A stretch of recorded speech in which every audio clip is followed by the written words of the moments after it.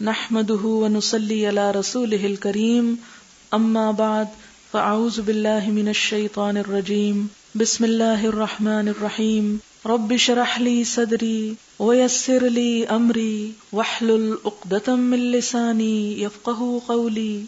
باب انتظار الناس قیام الامام العالم، لوگوں کا انتظار کرنا امام عالم کے کھڑے ہونے کا۔ حدثنا عبداللہ ابن محمد قال حدثنا عثمان بن عمر قال اخبرنا يونس عن الزهري قال حدثتني هند بنت الحارث ان ام سلمة زوج النبي صلی اللہ علیہ وسلم، کہ ہند بنت الحارث جو ہیں انہوں نے حضرت ام سلمہ سے روایت کی جو آپ کی اہلیہ ہیں۔ کیا روایت کی کہ اخبرتھا، انہوں نے ہند کو بتایا کہ ان النساء فی عہد رسول اللہ صلی اللہ علیہ وسلم، کے حضور صلی اللہ علیہ وسلم کے زمانے میں عورتیں کن اذا سلمن من المکتوبۃ قمنا، کہ جب فرض نماز کے بعد سلام پھیر لیتی تو کھڑی ہو جاتی۔ وثبت رسول اللہ صلی اللہ علیہ وسلم، اور نبی صلی اللہ علیہ وسلم جم کے بیٹھے رہتے۔ ومن صلی من الرجال ما شاء اللہ، جو اللہ چاہے مردوں کو نماز پڑھنے کی توفیق دے تو وہ پڑھ لیتے۔ فاذا قام رسول اللہ صلی اللہ علیہ وسلم قام الرجال، اور جب حضور صلی اللہ علیہ وسلم نماز سے کھڑے ہوتے تو سب لوگ کھڑے ہو جاتے۔ مراد اس سے کیا ہے کہ نماز سے جب اٹھنا ہو تو کیسے اٹھا جائے۔ یہاں جو بات کہی جا رہی وہ یہ ہے کہ مثلا سب نماز پڑھ چکے ہیں اور پڑھ کے بیٹھے ہوئے ہیں اور امام ابھی بیٹھا ہے، وہ نہیں اٹھا، اب کیا مقتدی اٹھ سکتے ہیں کہ نہیں اٹھ سکتے، یہ مراد ہے۔ اس حدیث سے کیا پتہ چلتا ہے کہ حضور صلی اللہ علیہ وسلم کے زمانے میں جب سلام پھیر لیا جاتا تو سب سے پہلے جو اٹھتا تھا وہ کون تھا؟ عورتیں تھیں، وہ چلی جاتی کیونکہ اسی رستے سے اب مردوں کو گزرنا ہے۔ اگر عورتیں وہاں رستے میں بیٹھی رہتی اور مردوں کا ہجوم آ جاتا تو وہ رستے مشکل پڑتی، کیونکہ آپ کو بارہا میں بتا چکی ہوں کہ مسجد میں ترتیب یہ تھی کہ سب سے آگے آپ صلی اللہ علیہ وسلم، پھر مرد، پھر بچے اور پھر عورتیں۔ اس کا مطلب ہے کہ عورتیں مسجد کے بالکل پچھلے حصے میں، اور پچھلا حصہ دروازے کے عموماً قریب ہوتا ہے، اگر سائڈ پہ دروازہ نہیں ہے تو عورتیں وہ جگہ چھوڑ کے چلی جاتی، پھر مرد نکلتے تھے۔ اب یہ کہ آپ صلی اللہ علیہ وسلم بیٹھے رہتے جب تک کہ عورتیں چلی نہ جاتی، اور آپ کے ساتھ صحابہ بھی بیٹھے رہتے، وہ انتظار کرتے تھے کہ آپ اٹھیں تو وہ اٹھیں۔ اور اس دوران کیا ہوتا کہ بعض لوگ جو تھے وہ یعنی جو نماز اس میں سے پڑھ سکتے تھے یا پڑھنا چاہتے وہ پڑھ لیتے تھے۔ حدثنا عبداللہ ابن مسلمہ عن مالک وحدثنا عبداللہ ابن یوسف قال اخبرنا مالک عن یحیی بن سعید عن عمرة بنت عبد الرحمن عن عائشة قالت ان کان رسول اللہ صلی اللہ علیہ وسلم لیصلی الصبح، کہ حضور صلی اللہ علیہ وسلم صبح کی نماز پڑھتے، فینصرف النساء، تو عورتیں واپس جاتی، متلفعات بمروطہن، اپنی چادروں میں لپٹی ہوئی، ما یعرفن من الغلس، اندھیرے سے وہ پہچانی نہیں جاتی تھی۔ یعنی اس سے کیا پتہ چلتا ہے کہ فجر کی نماز جو تھی وہ اندھیرے میں ہی ختم ہو جایا کرتی تھی۔ ایک اندھیرا ہمارے ہاں رات کا اندھیرا ہوتا ہے، اس وقت نکلنا نسبتاً آسان ہوتا ہے، لیکن صبح سویرے اگر کوئی گھر سے عورت نکل رہی ہے تو ذرا تصور میں لائیں، اگر آپ میں سے کوئی عورت آج کے دور میں خواہ مسجد اس کے گھر کے قریب ہی کیوں نہ ہو، اگر سوچے بھی نکلنے کا تو گھر میں سے، محلے میں سے کوئی بھی پسند نہ کرے۔ لیکن آپ دیکھیں کہ حضور صلی اللہ علیہ وسلم کے زمانے میں خواتین کو حقیقی آزادی میسر تھی کہ ان کا نکلنا برا نہیں سمجھا جاتا تھا۔ اور اب بھی آپ دیکھیں مسجد نبوی میں سب جاتے ہیں، وہاں دور دور سے بھی آتے ہیں، پیدل بھی عورتیں چلی آ رہی ہوتی ہیں، کوئی ان کو نہیں دیکھتا۔ تو اس سے کیا پتہ چلتا ہے کہ امن کے زمانے میں بات مختلف ہے، لیکن اگر حالات خطرناک ہوں تو ایسی صورت میں اس طرح کی جرأت نہیں کی جائے تو بہتر ہے۔ حدثنا محمد بن مسکین قال حدثنا بشر قال اخبرنا الاوزاعی قال حدثني يحيى بن ابي كثير عن عبد الله بن ابي قتادة الانصاري عن ابيه قال قال رسول الله صلى الله عليه وسلم اني لاقوم الى الصلاه وانا اريد ان اطول فيها فاسمع بكاء الصبي فاتجوز في صلاتي كراهيه ان اشق على امه۔ حدیث گزر چکی ہے۔ حدثنا عبداللہ بن یوسف قال اخبرنا مالک عن یحیی بن سعید عن عمرة بنت عبد الرحمن عن عائشة رضی اللہ عنہا قالت لو ادرک النبی صلی اللہ علیہ وسلم، حضرت عائشہ کہتی ہیں اگر پا لیتے نبی صلی اللہ علیہ وسلم، دیکھتے ما احدث النساء، کہ عورتیں کیا کرنے لگ گئی ہیں، لمنعہن کما منعت نساء بنی اسرائیل، تو روک دیتے ان کو جس طرح روک دی گئی بنی اسرائیل کی عورتیں، یعنی مسجد میں جانے سے۔ قلت لعمرة اوا منعنا، کیا بھلا بنی اسرائیل کی عورتیں روکی گئی تھی؟ قالت نعم، تو کہنے لگی ہاں۔ یہ حضرت عائشہ کا ایک اجتہاد ہے جس کا مطلب یہ ہے کہ عورتوں کو مسجد جانے کے لیے اپنے حجاب اور اپنے ان پابندیوں کا خیال رکھنا چاہیے، یہ نہ ہو کہ وہ ایک نیک کام کے لیے نکل رہی ہیں اور ایسی حالت میں نکل رہی ہیں کہ ان پہ رحمت کی بجائے لعنت برس رہی ہو، تو اس کی اجازت نہیں۔ ہاں ایک طرف صحابی کی بات آئے اور دوسری طرف حضور صلی اللہ علیہ وسلم کی، تو ہمارے لیے اصل حکم پھر بھی حضور صلی اللہ علیہ وسلم کا ہے۔ حضرت عائشہ کا یہ فرمانا اس لیے نہیں تھا کہ بنی اسرائیل کی عورتوں کی طرح حضور صلی اللہ علیہ وسلم کی امت کی عورتوں کو بھی روک دیا جائے، ان کا مطلب یہ تھا کہ جس وجہ سے بنی اسرائیل کے لیے ناپسند کیا گیا تھا عورتوں کے لیے نکلنا، مسلمان عورتیں ایسا کوئی کام نہ کریں کہ ان پر ایسی کوئی پابندی یا سختی آ جائے. اور آپ صلی اللہ علیہ وسلم کے قول کو بھی پھر کیوں ہم اہمیت دیں گے، اس کو کیوں ترجیح دیں گے؟ اس کی وجہ یہ ہے کہ آپ صلی اللہ علیہ وسلم کو معلوم تھا، جیسے اور بہت سی چیزوں کے بارے میں، کہ فتنے آئیں گے اور مشکلات آئیں گی، اور آپ صلی اللہ علیہ وسلم کوئی بھی حکم اپنی مرضی سے نہیں دیتے تھے. یہ اجازت اصلاً اللہ تعالیٰ کی طرف سے تھی. یعنی دین کا اصل سورس کیا ہے؟ اللہ تعالیٰ کا علم ہے. قرآن پاک میں آتا ہے نا، وَمَا يَنطِقُ عَنِ الْهَوَىٰ إِنْ هُوَ إِلَّا وَحْيٌ يُوحَىٰ، کہ نبی صلی اللہ علیہ وسلم اپنی خواہشات سے باتیں نہیں کرتے، یہ آپ پر اللہ تعالیٰ کی طرف سے وحی آتی ہے. اور وحی کی وہی دو قسمیں، کہ ایک تو قرآن کی شکل میں اور ایک حکمت کی شکل میں جو حدیث میں موجود ہے. اب ایسی صورت میں حضرت عائشہ کا اپنا جو خیال ہے، اپنی سوچ، وہ حضور صلی اللہ علیہ وسلم کے حکم کو منسوخ نہیں کر سکتا یا اس میں تبدیلی نہیں کر سکتا. صرف ضرورت اس بات کی ہے کہ ان چیزوں کو نہ کیا جائے کہ جس سے نہ صرف مسجد میں جانے سے بلکہ کہیں بھی جانے سے انسان کو روکا جا سکتا ہے یا اس پہ وہ ناپسند کیا گیا. پھر آپ یہ بات دیکھیے یہاں پر کہ جیسے میں نے پہلے عرض کیا کہ آپ صلی اللہ علیہ وسلم نے جو احکامات ہمارے لیے چھوڑے ہیں وہ تمام کے تمام وہ ہیں کہ جن کے بارے میں آپ کو پتا تھا کہ 1400 سال بعد حالات یہ ہو جائیں گے. کیونکہ بہت سے لوگ یہ کہتے ہیں نا کہ اب بھلا نبی آنے کی کیوں نہیں ضرورت باقی رہی، اب تو لوگ پہلے سے بھی زیادہ گمراہ ہو گئے ہیں. تو اس کا جواب کیا ہے کہ نیا نبی اس وقت آتا ہے کہ جب پچھلے کی تعلیمات مٹ چکی ہوں، کہ تعلیم نہیں ہے، پتہ ہی نہیں کہ لوگوں کو کرنا کیا ہے، اس لیے ایک نیا نبی آ کے نئے سرے سے تعلیم دے گا. جب آپ صلی اللہ علیہ وسلم کی تعلیمات محفوظ ہیں اور وہ سب چیزیں موجود ہیں تو یہ اب امت مسلمہ کا فرض ہے کہ وہ ان چیزوں کو اجاگر کرے اور لوگوں کے سامنے لائے، نہ کہ اللہ تعالیٰ ایک اور نئے نبی کو بھیج کر وہی چیزیں دوبارہ لوگوں کو دی جائیں. تو یہاں سے کیا پتہ چلتا ہے کہ آپ کو جو دین دیا گیا مکمل تھا اور قیامت تک کے لیے تھا، کہ کوئی اپنی مرضی سے اس میں تبدیلی نہ کرے. پھر وہی بات کہوں گی کہ جس طرح حرام کو حلال کرنے کی اجازت نہیں، اسی طرح حلال کو حرام کرنے کی بھی اجازت نہیں. پھر اس میں ہم دیکھتے ہیں کہ ایک طرف حضرت عائشہ کا یہ اجتہاد ہے، دوسری طرف ہم حضرت عبداللہ بن عمر کو، جو بہت زیادہ سنت کے اتباع میں آگے تھے، ان کے بارے میں آتا ہے کہ انہوں نے اپنے بیٹے سے ایک حدیث بیان کی کہ اللہ کی بندیوں کو مسجد میں جانے سے مت روکو. تو ان کے بیٹے بلال جو تھے، اور بعض روایات میں واقد کا نام آتا ہے، کہ انہوں نے کہا نہیں، ہم تو ضرور روکیں گے، یعنی حالات ایسے ہو گئے ہم تو نہیں جانے دیں گے اپنی عورتوں کو. تو اس پر انہوں نے کیا کیا کہ ایک شدید گھونسا لگایا اپنے بیٹے کو اور سخت سست کہا، یعنی ناراض ہوئے اور کہنے لگے کہ میں تمہیں اللہ کے رسول صلی اللہ علیہ وسلم کی بات سنا رہا ہوں اور تم جواب میں کہتے ہو کہ نہیں ہم تو ایسا ہی کریں گے، یعنی ہم اپنی مرضی کریں گے، تو تمہیں اس کی اجازت نہیں. اور ایک اور روایت میں آتا ہے کہ انہوں نے ساری زندگی پھر اپنے بیٹے سے بات نہیں کی کہ تم میرے حبیب محمد صلی اللہ علیہ وسلم کی بات کے مقابلے میں ایک بات لا رہے ہو، اور اس پر شدید ناراض ہوئے. اور حقیقت بھی یہ ہے کہ ایمان ہمارا تقاضا بھی اس بات کا کرتا ہے کہ جو کچھ بھی ہو، خواہ ہمارے والدین ہی کیوں نہ ہوں، خواہ ہمارے استاد ہی کیوں نہ ہوں، خواہ ہمارے کوئی بزرگ نیک متقی لوگ ہی کیوں نہ ہوں، ان کی باتیں اپنی جگہ محترم، لیکن اللہ اور اس کے رسول صلی اللہ علیہ وسلم کی بات کے مقابلے میں کوئی حیثیت نہیں رکھتی، خواہ وہ کتنے ہی اچھے انسان کیوں نہ ہو. کیونکہ آپ صلی اللہ علیہ وسلم نے مسجد میں جانے سے نہیں روکا، جس چیز سے روکا وہ کیا تھی کہ وہ پابندیاں نہ توڑی جائیں جو باہر نکلنے کے لیے ایک عورت کے اوپر لگائی گئی ہیں. اب آپ دیکھیں مثال کے طور پر اگر کسی شخص کے سر میں درد ہے تو ایک علاج اس کا کیا ہو سکتا ہے کہ آپ اس کو دوا دیں اور اس کی ریزن دور کر کے درد دور کر دیں، اور ایک علاج یہ ہو سکتا ہے کہ آپ اس کا سر ہی اتار دیں. تو اب اگر کوئی شخص سر ہی اتارنے والا علاج کر رہا ہے تو سر کسی کا نہیں بچے گا پھر، کیونکہ کوئی شخص ایسا نہیں جس کے سر میں زندگی میں ایک دفعہ درد نہ ہوا ہو. تو اسی طرح ہم سے غلطیاں ہوتی ہیں، حدود ٹوٹتی ہیں، بہت سی چیزیں ہوتی ہیں، تو اس کا علاج کیا یہ نہیں ہے کہ سب پہ ایک سختی عائد کر دی جائے، ایک پابندی، اور وہ روح ختم ہو کے رہ جائے. اب دیکھیں کہ ہماری عورت جاہل کب سے ہوئی؟ اس وقت سے ہوئی جب اس کا علم سے رشتہ ٹوٹ گیا، جب عبادت گاہوں سے اس کا تعلق ختم کر دیا گیا. تو گھروں میں مردوں نے آ کے کچھ بتایا نہیں، پڑھنے سے ویسے پابندی لگا دی گئی، کہا جی عورت پڑھ لے گی تو خط لکھے گی، معلوم نہیں کس کو. یہ آج تک مجھے سمجھ نہیں آتی کہ وہ کس کے خط کی بات ہوتی ہے، لیکن چلے، اس لیے کہ لکھنا جو ہے یہ تو اللہ تعالیٰ کی خاص نعمتوں میں سے ہے جو اس نے انسان کو دی. علم بالقلم علم الانسان ما لم یعلم. تو اگر عورت کو قلم پکڑنا نہیں سکھائیں گے تو اللہ کی ایک بہت بڑی نعمت سے محروم کر دیں گے.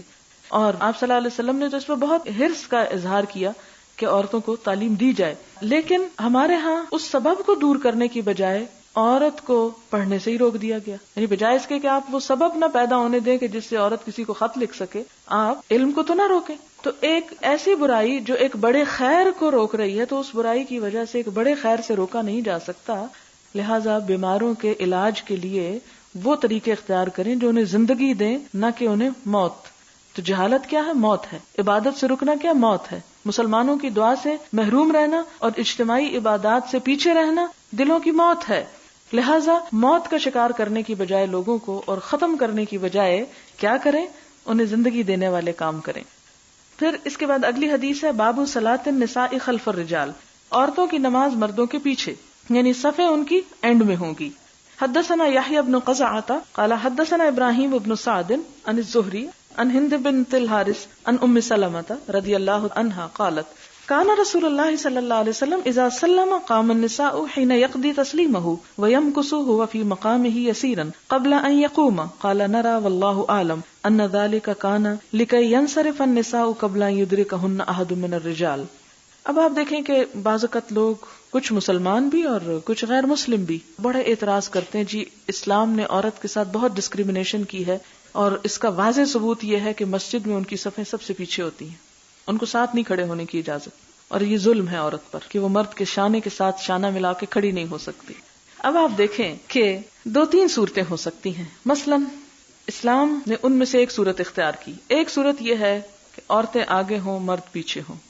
دوسری صورت یہ ہے کہ ایک عورت اور ایک مرد ساتھ ساتھ کھڑے ہوں. اور تیسری صورت یہ ہے کہ عورتیں پیچھے کھڑی ہو جائیں اور مرد آگے کھڑے ہو جائیں. اب یہ کھڑے ہونا کہاں کھڑے ہونا ہے؟ اللہ کے حضور عبادت کے لیے کھڑے ہونا ہے. اور اس عبادت کے لیے شرط کیا ہے کہ خشوع و خضوع ہو آپ کے اندر. مثلا پہلی صورت کہ عورتیں آگے ہوں مرد پیچھے. کتنی عورتیں ہوں گی کہ جو آگے کھڑے ہو کے مردوں کے کانشیس نہ رہیں کہ پیچھے سے ہم کہیں نظر نہ آ جائیں یا دیکھا نہ جائے. یعنی ایک خاص سی فیلنگ ہوتی ہے اگر کہیں بھی ایسا موقع آئے کہ ہم آگے بیٹھے. مثلا آپ دیکھیں گاڑی میں ہی اگر آپ آگے بیٹھے ہیں اور ڈرائیور یا مرد پیچھے بیٹھے تو ایک خاص کچ کچ سی ہوتی رہتی ہے، ایک خاص فیلنگ ہوتی ہے کہ حالانکہ پیچھے سے سیٹ بھی ہے، آپ کا کپڑا بھی ہے، لیکن پھر بھی وہ فیلنگ نہیں ہوتی کہ جیسے پیچھے بیٹھ کے آپ آزاد محسوس کرتے ہیں کہ جو چاہیں کریں، کہ ان کا دھیان آگے کو ہے. اسی طرح یہ ہے کہ جب آپ مسجد میں آگے کھڑے ہو جائیں تو آپ اس طرح ریلیکس نہیں کھڑے ہو سکتے، خشوع و خضوع کے ساتھ نہیں کھڑے ہو سکتے.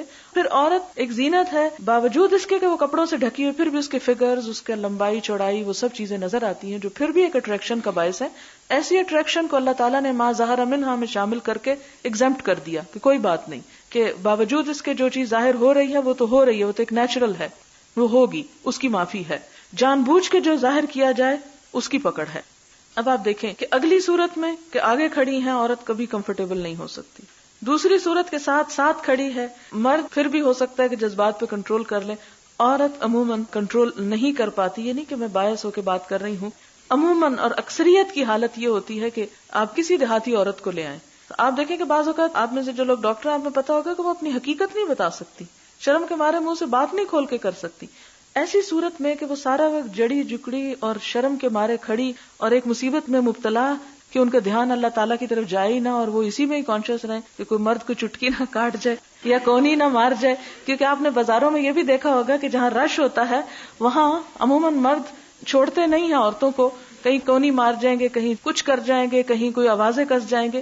ایک چیز ہے، ٹھیک ہے، وہ ان کے اندر بھی ایک ایسا مادہ ہے کہ جس سے وہ بھی مجبور ہیں ایسے حرکتیں کرنے سے. تو اب وہ ختم تو نہیں کیا جا سکتا، پھر وہ سر کاٹنے والی بات ہو جائے گی کہ ان کو خسی کر دیں آپ اور ان کے جذبات ختم کر دیں، وہ پاسبل نہیں.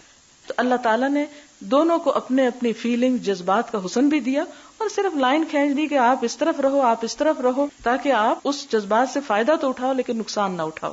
کیونکہ وہ چیز انسان کے لیے باعث تسکین بھی ہے، باعث سرور بھی ہے، تو اس سرور سے انسان کو محروم نہیں کیا. اللہ تعالیٰ چاہتے تو یہ بھی کر سکتے تھے کہ ہمیں مٹی کے تودے پیدا کر دیتے کہ ہمارے اندر کوئی جذبات اور احساسات نہ ہوتے اور ہم آسانی سے گھوم پھر سکتے. نہیں، آپ دیکھیں کہ جب ان کے درمیان فاصلہ رکھا جاتا تو یہ جذبات تازہ رہتے ہیں اور زیادہ اٹریکٹیو رہتے ہیں. جب وہ فاصلے ختم ہو جاتے ہیں تو وہ جذبات ختم ہو جاتے ہیں. آج ویسٹ اپنی اس تسکین کے لیے، یعنی جنسی تسکین کے لیے کیا کیا طریقے الٹے سیدھے ڈھونڈ رہے ہیں کہ وہ کہیں پہ بھی وہ جا کے حد بن نہیں رہی، اور ایک کے بعد ایک. اب عورت تو کوئی چیز ہی نہیں رہی ان کے آگے، اس کے اندر تو ان کے لیے کوئی اٹریکشن ہی نہیں رہی. اب وہ ہومو سیکشولیٹی کا دور ہے، پھر وہ ختم ہوگی تو جانوروں سے اور دوسرے تیسرے طرح طرح کے ذرائع سے. یہ ساری آفت کیوں آئی ہوئی ہے انسانیت پر؟ کہ اس لیے کہ وہ جو اللہ تعالیٰ نے ایک حد رکھ کے حسن پیدا کیا تھا، اٹریکشن پیدا کی تھی، وہ انہوں نے ختم کر دی اپنے اندر سے. اور تیسری صورت یہ ہے مسجد میں کہ عورتیں پیچھے کھڑی ہو جائیں، کیونکہ آپ دیکھیں کہ عورت مرد کی طرف کم مائل ہوتی ہے بنسبت اس کے مرد عورت کی طرف جلدی مائل ہو جاتا ہے. تو عورتیں اگر پیچھے کھڑے ہو کے ان کو دیکھ بھی رہی ہیں تو وہ نسبتاً زیادہ کنٹرول رکھتی ہیں اپنے جذبات پر مردوں کی نسبت، یعنی اس معاملے میں کہ آگے جلدی نہیں بڑھتی، تو اس میں یہ ہے کہ ایسی صورت میں ان کے لیے زیادہ کنوینئنٹ ہے، زیادہ کمفرٹیبل، زیادہ خشوع و خضوع کی حالت ہے کہ وہ پیچھے ہی نماز پڑھیں اور اس کے بعد چلی جائیں۔ اس کے بعد آگے کیا آتا ہے؟ حدثنا ابو نعیم قال حدثنا ابن عیینہ عن اسحاق عن انس رضی اللہ عنہ قال صلی النبی صلی اللہ علیہ وسلم فی بیت ام سلیم، کہ حضور صلی اللہ علیہ وسلم نے حضرت ام سلیم کے گھر میں نماز پڑھی۔ فقمت ویتیم خلفہ، آپ صلی اللہ علیہ وسلم کے پیچھے میں اور یتیم بچہ کھڑے ہو گئے، وہ ام سلیم خلفنا، اور ام سلیم ہم سے بھی پیچھے کھڑی ہو گئی۔ باب سرعۃ انصراف النساء من الصبح وقلۃ مقامہن فی المسجد، عورتوں کا مسجد سے جلدی سے سلام پھیر کر صبح کی نماز میں نکل جانا، وقلۃ مقامہن فی المسجد، مسجد میں کم ٹھہرنا، یعنی زیادہ دیر وہاں نہ ٹھہریں کہ لوگوں کا رستہ وغیرہ رک جائے۔ حدثنا يحيى بن موسى قال حدثنا سعيد بن منصور قال حدثنا فليح عن عبد الرحمن بن القاسم عن أبيه عن عائشة رضي الله عنها أن رسول الله صلى الله عليه وسلم كان يصلي الصبح بغلس فينصرفن نساء المؤمنين لا يعرفن من الغلس أو لا يعرف بعضهن بعضا۔ باب استئذان المرأة زوجها بالخروج إلى المسجد، استئذان اجازت مانگنا، المرأة عورت کا، زوجها اپنے شوہر سے، بالخروج نکلنے کے لیے، الی المسجد مسجد کی طرف، یعنی مسجد جانے کے لیے بھی عورت اپنے شوہر سے پوچھ لے، اور دوسری طرف شوہر کو کیا کہا گیا؟ اجازت دینی ہوگی۔ اور ادھر پھر پوچھنے کا کیا تکلف ہے اگر اس نے اجازت ہی دینی ہے؟ یہ کہ اعتماد بحال رہے اور پتہ ہو شوہر کو کہ کہاں گئی ہے، کیونکہ اگر اس کو یہ ہو کہ پتہ نہیں کہاں چلی گئی تو یہ چیز مشکل میں ڈال دے گی۔ حدثنا مسدد قال حدثنا يزيد بن زريع عن معمر عن الزهري عن سالم بن عبد الله عن أبيه عن النبي صلى الله عليه وسلم اذا استأذنت امرأة احدكم فلا يمنعها، آپ صلی اللہ علیہ وسلم نے فرمایا جب اجازت مانگے کوئی عورت تم میں سے کسی ایک سے تو وہ اس کو نہ روکے، اسے منع نہ کرے۔ لیکن پھر بات یہ کہ ہمارے شوہر یہ حدیث پڑھیں تو اس میں آپ دیکھیں کہ حضرت عمر رضی اللہ تعالیٰ عنہ کے بارے میں آتا ہے کہ وہ بالکل پسند نہیں کرتے تھے کہ ان کی بیوی مسجد جائے، لیکن روکتے بھی نہیں تھے، باوجود اس کے کہ ان کا بس چلتا تو کبھی نہ جانے دیتے۔ لیکن کیوں نہیں روکتے تھے؟ حضور نے منع کیا ہے کہ مت روکو۔ تو اس سے آپ اندازہ لگائیں کہ صحابہ کرام اپنے جذبات اور خواہشات پہ کس حد تک کنٹرول رکھتے تھے اس معاملے میں کہ آپ کی بات کے آگے ہماری بات نہیں ہے، ہم یہ نہیں کریں گے، اور اس لیے باوجود یہ نہ چاہنے کے پھر بھی جانے دیتے تھے۔ آپ دیکھیں کہ حضور صلی اللہ علیہ وسلم نے عورتوں کو کیسے بچایا ہے۔ وہ ایک جگہ پر آتا ہے نا کہ وہ حضرت ابوبکر آگے اور حضور حضرت عائشہ دونوں آپس میں کچھ جھگڑا ہو رہا تھا، اور حضرت ابوبکر آئے تو آگے بڑھے کہ بیٹی کو لگائیں ایک، تو حضور آڑ میں آ گئے، حالانکہ حضرت عائشہ زور سے بول رہی تھی اور ناراض ہو رہی تھی، لیکن حضور صلی اللہ علیہ وسلم نے اس ناراضگی کا ازالہ کیسے کیا کہ حضرت ابوبکر کی مار سے ان کو بچا لیا۔ تو پھر آپ ان کی طرف منہ کر کے کرتے ہیں کہ دیکھو کیسے بچایا تمہیں۔ یہ ہے کہ آپ صلی اللہ علیہ وسلم نے عورتوں پر حقیقت میں جو شفقت کی ہے اور جو ان کے جذبات اور احساسات کا خیال رکھا ہے وہ دنیا کے کسی اور مذہب میں آپ کو نہیں ملے گا۔ اس لیے مسلمان عورت کو حقوق حاصل کرنے کے لیے کسی غیر مسلم کے پیچھے جانے کی ضرورت ہی نہیں ہے اگر وہ اپنے دین کو ہی پہلے پڑھ لیں۔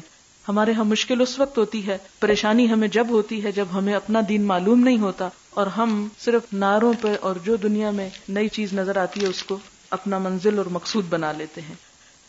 بسم اللہ الرحمن الرحیم۔ کتاب الجمعہ، باب فرض الجمعۃ لقول اللہ تعالی، جمعہ کی فرضیت کا بیان اللہ تعالیٰ کے فرمان کے مطابق، اذا نودی للصلاۃ من یوم الجمعۃ، جب پکارا جائے نماز کے لیے جمعہ کے دن، فاسعوا تو دوڑو، الی ذکر اللہ، اللہ کے ذکر کی طرف، وذروا البیع اور چھوڑ دو تجارت، فاسعوا فامضوا، فاسعوا کا مطلب ہے وامضوا یعنی چلنا، کیونکہ نماز کے لیے دوڑنا اور ایسا دوڑنا کہ جس میں شور ہو منع ہے۔ حدثنا ابو الیمان قال اخبرنا شعیب قال حدثنا ابو الزناد ان عبد الرحمن بن ہرمز الاعرج مولى ربيعة بن الحارث حدثه أنه سمع أبا هريرة رضي الله عنه أنه سمع رسول الله صلى الله عليه وسلم يقول، حضرت ابو ہریرہ کہتے ہیں کہ انہوں نے حضور صلی اللہ علیہ وسلم کو فرماتے ہوئے سنا، نحن الآخرون، کہ ہم آخری لوگ ہیں، امت مسلمہ آخری امت ہے، السابقون، لیکن سب سے آگے بڑھنے والے ہیں، یوم القیامت، قیامت کے دن، بعید انہم اوتوا الکتاب من قبلنا، باوجود اس کے کہ پہلے لوگ ہم سے پہلے کتاب دیے گئے تھے، ثم ھذا یومہم، اور اس میں ایک وجہ کیا تھی کہ یہ ان کا دن تھا الذی فرض علیہم، جو ان پہ فرض کیا گیا، یعنی جمعہ کا دن پہلی امتوں کو دیا گیا. فاختلفوا فیہ، تو انہوں نے اس میں اختلاف کیا. فہدان اللہ لہ، تو اللہ نے ہمیں اس کی رہنمائی کر دی. فالناس لنا فیہ تبع، تو دوسری امتیں اس میں ہماری تابع دار ہیں یا ہم سے پیچھے ہیں. الیہود غدن، یہود کل یعنی ہفتے کا دن ہے ان کا. والنصارى بعد غدن، اور عیسائیوں کا اس کے بھی بعد یعنی اتوار کا. تو جمعے کا دن ترتیب میں پہلے آتا ہے. اور الآخرون السابقون کی یہ وجہ بتائی گئی ہے ایک، کہ اللہ تعالیٰ کے نزدیک آگے کون ہے جو اس کے حکم کو لینے میں آگے بڑھ جائے، جسے قرآن پاک میں بھی آتا ہے نا سورۃ الواقعہ میں، فالسابقون السابقون اولئک المقربون. تو خواہ وہ سب سے آخر میں پیدا ہو لیکن عمل میں آگے ہے تو سب سے آگے ہے. باب فضل الغسل یوم الجمعۃ، جمعہ کے دن غسل کرنے کی فضیلت. وهل علی الصبی شہود یوم الجمعۃ، اور کیا بچے پر بھی جمعے کے دن حاضری ضروری ہے. او علی النساء، یا عورتوں پر، یعنی ان پہ بھی فرض ہے جمعہ. حدثنا عبد الله بن يوسف قال اخبرنا مالك عن نافع عن عبد الله بن عمر رضی اللہ عنہما ان رسول اللہ صلی اللہ علیہ وسلم قال، کہ نبی صلی اللہ علیہ وسلم نے فرمایا، اذا جاء احدکم الجمعۃ فلیغتسل، کہ جب تم میں سے کوئی جمعہ پڑھنے کے لیے آئے تو چاہیے کہ غسل کر لے، یعنی کوئی بھی.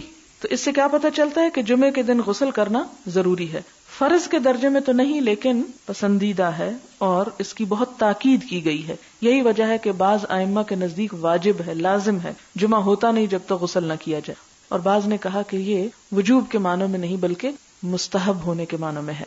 حدثنا عبداللہ ابن محمد ابن اسماء قال حدثنا جویریۃ ابن اسماء عن مالک عن الزہری عن سالم ابن عبداللہ ابن عمر عن ابن عمر رضی اللہ عنہما ان عمر ابن الخطاب بینما هو قائم فی الخطبۃ یوم الجمعۃ، کہ عمر بن خطاب اس اسنا میں کہ وہ کھڑے تھے جمعے کے دن خطبہ دیتے ہوئے، اذ جاء رجل من المہاجرین الاولین، جب آیا ان کے پاس ایک شخص مہاجرین میں سے جو سب سے پہلے مہاجر تھے، من اصحاب النبی صلی اللہ علیہ وسلم، حضور صلی اللہ علیہ وسلم کے ساتھیوں میں سے بھی تھے، اور کہا جاتا ہے کہ یہ حضرت عثمان تھے.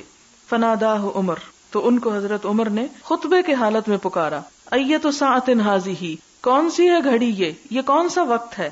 قال انی شغلت، تو انہوں نے کہا کہ میں مشغول تھا. فلم انقلب الی اہلی، تو میں گھر نہ جا سکا. حتی سمعت التاذین، یہاں تک کہ میں نے آذان سن لی یعنی جمعے کی. فلم ازد علی ان توضأت، تو میں نے نہ زیادہ کیا اس پر کہ میں وضو ہی کر لوں، یعنی میں صرف وضو کر کے آ گیا. فقال، تو فرمایا، کس نے؟ حضرت عمر نے. والوضوء ایضا، اور وضو ہی بس. وقد علمت، حالانکہ تم کو پتا ہے، ان رسول اللہ صلی اللہ علیہ وسلم کان یأمر بالغسل، کہ نبی صلی اللہ علیہ وسلم غسل کرنے کا حکم دیا کرتے تھے. تو اس سے آپ حضرت عمر کے اس کا بھی اندازہ لگا سکتے ہیں کہ وہ سنتوں کی پابندی کرانے میں بھی کس قدر شدید تھے، کہ حضرت عثمان جیسے شخص کو بھی انہوں نے نہیں بخشا، اور خطبے کی حالت میں بھی ان کو سب لوگوں کے سامنے پکڑ کے کہا کہ تم صرف وضو کر کے کیوں آ گئے ہو، نہائے کیوں نہیں.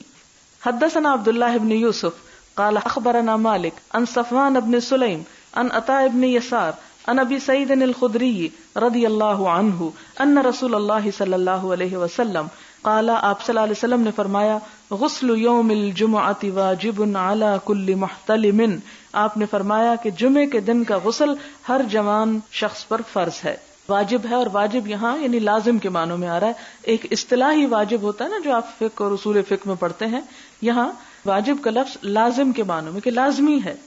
باب الطیب للجمعۃ، جمعے کے دن خوشبو لگانا. حدثنا علی بن عبد اللہ بن جعفر قال اخبرنا حرمی بن عمارة قال حدثنا شعبة عن ابی بکر بن المنکدر قال حدثني عمرو بن سلیم الانصاری قال اشهد على ابی سعید. عمرو بن سلیم کیا کہتے ہیں کہ میں ابو سعید پر گواہی دیتا ہوں. قال اشهد على رسول اللہ صلی اللہ علیہ وسلم، اور ابو سعید کیا کہتے ہیں، میں حضور صلی اللہ علیہ وسلم کے بارے میں گواہی دیتا ہوں. کس بات کی گواہی؟ قال، آپ نے فرمایا، الغسل یوم الجمعۃ واجب علی کل محتلم، کہ ہر بالغ پر جمعے کا غسل واجب ہے. وان یستنى، اور یہ کہ مسواک کرے. سین نون نون سن سن دانت کو کہتے ہیں، اسنان دانتوں کو کہتے ہیں. یستنى یعنی دانت صاف کرے. وان یمس طیبا، اور یہ کہ خوشبو لگائے، مس کرے یعنی اس میں نہانا نہیں بلکہ صرف چھو لینا بھی کافی ہے. ان وجدہ، اگر وہ پائے، یعنی اگر کسی کے گھر میں خوشبو ہو تو جمعے کے دن وہ خوشبو بھی لگائے. قال عمرو، عمر کہتے ہیں، اما الغسل فاشهد انه واجب، کہ غسل کی میں گواہی دیتا ہوں کہ یہ واجب ہے. وَأَمَّا الْإِسْتِنَانُ وَالطِّيبُ فَاللَّهُ أَعْلَمُ، اور مسواک اور خوشبو جو ہے اللہ عالم اب واجبن ہوا ام لا کہ یہ واجب ہے یا نہیں. ولیکن ھذا فی الحدیث، لیکن یہ حدیث میں ایسے ہی آیا ہے. قال ابو عبد اللہ هو اخو محمد ابن المنکدر ولم يسمى ابو بکر ھذا رواہ عنہ بکیر بن الاشج وسعید بن ابی ہلال وعدۃ وکان محمد ابن المنکدر یکنى بابی بکر وابی عبد اللہ. تو اس سے کیا پتہ چلتا ہے کہ نہانا، خوشبو لگانا، مسواک کرنا تینوں ہی لازم ہے. اور چونکہ یہ تینوں ایک جگہ پر آ گئی، اس سے یہ پتہ چلتا ہے کہ یہ جو غسل ہے یہ اس طرح واجب نہیں آتا کہ جو فرض کے درجے میں ایک طرح سے آ جاتا ہے، بہت ضروری، یعنی بہت پسندیدہ ہے، بہت اس کی تاکید کی گئی. لیکن اگر کوئی کسی وجہ سے نہیں کر سکا تو وہ ایسا نہیں کہ جیسے کسی نے فرض نماز چھوڑ دی ہو، اس کا قصور ایسا نہیں، کیونکہ اس کے ساتھ جیسے خوشبو ہے، مسواک ہے، ان کا بھی حکم ایسے ہی جیسے غسل کا کہا گیا. باب فضل الجمعہ، جمعہ کی فضیلت. حدثنا عبد الله بن يوسف قال اخبرنا مالك عن سمي مولى ابي بكر بن عبد الرحمن عن ابي صالح السمان عن ابي هريره رضي الله عنه ان رسول الله صلى الله عليه وسلم قال من اغتسل يوم الجمعه غسل الجنابه، جس نے غسل کیا جمعہ کے دن ایسا غسل جیسے جنابت کا غسل کیا جاتا، یعنی پوری طرح جسم کو دھویا. ثم راح، پھر گیا، فکأنما قرب بدنتن، تو گویا اس نے قربانی کی ایک اونٹ کی. ومن راح فی الساعۃ الثانیہ، اور جو دوسرے نمبر پہ گیا، فکأنما قرب بقرتن، گویا اس نے گائے کی قربانی کی. ومن راح فی الساعۃ الثالثہ، اور جو تیسرے نمبر پہ گیا یا تیسری گھڑی میں گیا، فکأنما قرب قبشا اقرن، تو اس نے سینگوں والا ایک مینڈھا قربان کیا. ومن راح فی الساعۃ الرابعہ، اور جو چوتھے نمبر پہ گیا، فکأنما قرب دجاجۃ، تو گویا اس نے ایک مرغی ذبح کی. ومن راح فی الساعۃ الخامسہ، اور جو نمبر 5 گیا، فکأنما قرب بیضۃ، تو گویا اس نے ایک انڈا قربان کیا. فاذا خرج الامام، اور جب امام نکل آتا ہے یعنی خطبہ دینے کے لیے، حضرت الملائکہ، تو ملائکہ حاضر ہو جاتے ہیں. یستمعون الذکر، وہ بھی محفل میں وہ ذکر سننے لگتے ہیں، یعنی پھر وہ نمبر لگنے بند ہو جاتے ہیں اور سب خطبہ سننے میں مشغول ہو جاتے ہیں. باب حدثنا ابو نعیم قال حدثنا شیبان ان یحیی ان ابی سلمہ ان ابی ہریرہ ان عمر رضی اللہ عنہ بینما هو یخطب یوم الجمعہ، کہ ابو ہریرہ جو تھے وہ کہتے ہیں کہ اس دوران کے حضرت عمر جمعہ کا خطبہ دے رہے تھے. اس دخل رجل، کے ایک شخص آیا، اور یہ حضرت عثمان ہی کی طرف اشارہ. فقال عمر، تو حضرت عمر کہتے ہیں لما تحتبسون عن الصلاۃ، تم لوگ نماز سے کیوں رک جاتے، دیر سے کیوں آتے ہو. فقال الرجل، تو اس شخص نے کہا ما ہوا الا سمعت النداء، کہ میں نے صرف آذان سنی. فتودعت، تو میں نے وضو کر لیا. فقال الم تسمع النبی صلی اللہ علیہ وسلم، تو کہتے ہیں کہ کیا تم نے نبی صلی اللہ علیہ وسلم کی یہ بات نہیں سن رکھی. یقول، کہ آپ فرماتے تھے اذا راح احدکم الى الجمعۃ فلیغتسل، کہ جب تم میں سے کوئی جمعہ پڑھنے کو جائے تو غسل کر کے جائے. یعنی اس میں آپ دیکھیں کہ یہ حضرت عمر کی خفگی جو تھی وہ کس بات پر تھی، ایک دیر سے آنے پر اور دوسرا غسل نہ کرنے پر. اس سے جمعہ کے دن غسل کی اہمیت ثابت ہوتی ہے.